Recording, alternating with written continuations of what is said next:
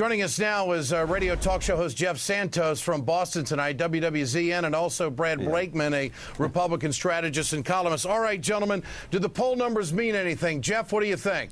Well, then they're problematic because the Democrats need to lead. And they need to lead just like the Republicans did when they had a one-vote majority. They got things through.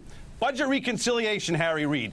You do it, 50+1. You get the first part of it done with the whole concept of health care. You go to jobs. You get it done 50+1 with Joe Biden and budget reconciliation. So That's how you do it. Jeff, you think that Harry Reid should say reconciliation right now? I mean, have you heard enough from Joe Lieberman and Ben Nelson and the lot? Enough of Lieberman, enough of Ben Nelson, enough of Conrad and Mini Max Baucus. Let's go with people like Tom Harkin and Chris Dodd and our friend Bernie Sanders. All right, Brad Blakeman, why are the numbers going where they're going? Is it just the slow pace of reform, or is it people all of a sudden are disgruntled? What's your take?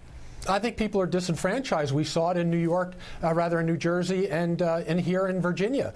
People want jobs. They want the economy fixed. They don't want a manufactured crisis on health care to trump that which concerns them. That's the economy. What good is affordable health care, assuming the Democrats can give us that, if they don't have a job to pay for it? So I think the voters spoke loud and clear. First, then we can do it. The economy's number one. Don't you guys get it? The economy's number one. That's why not what Republican voted except Olympia Snow for the first stimulus package. That goes to help people. And the stimulus is an utter failure, even by our president's standard. It's going to get done. It is a failure. And it's going to get a second one done because you guys are not going to vote for it.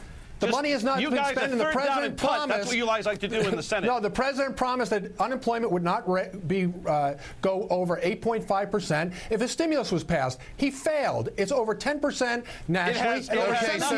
Hold on, gentlemen. Play with numbers all day long. The fact is, Republicans don't care. Now we're going to play with numbers. Come on, it is what it is, and the economy's number one. The Democrats can't see that. That's right. It is number one. They're hell-bent on we got to put some jobs front and center. And the American people want jobs. All right, gentlemen. I want to bring another issue if I can. The Justice Department made a huge decision today. The alleged terrorists are going to be tried in civilian court. Jeff Santos, was that the right move?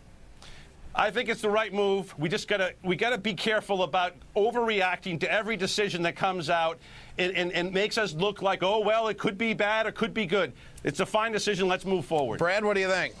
I think it's an utter failure on the part of the president. The president is a coward to have announced this in Japan. He owed it to the American people and the victims to announce it here in America and explain to us Congressman Nadler said tonight he thinks New Yorkers would go along with that. Defendants instead of terrorists. But Congressman Nadler said tonight on this air that he thinks that New Yorkers want the trial to be right here, and it was the right decision. I don't care what Nadler says. I lost my nephew on 9/11. I was the only If I was in New York during 9/11, don't tell me. Don't give me that stuff, because I was in New York in 9/11. I saw what happened firsthand. I don't care where you were.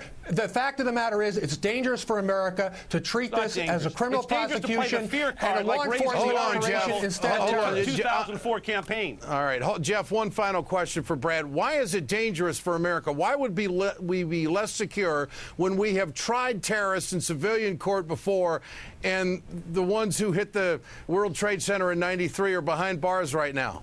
Here's the difference. Here's the difference, Ed. These are enemy combatants. We are at war. The president says we're at war. Why treat this as a law enforcement over to Afghanistan and Iraq? We send the military. These guys are enemy combatants. They're not criminal defendants. I disagree, but it's going to all work out. Gentlemen, thanks for your time tonight. Coming up with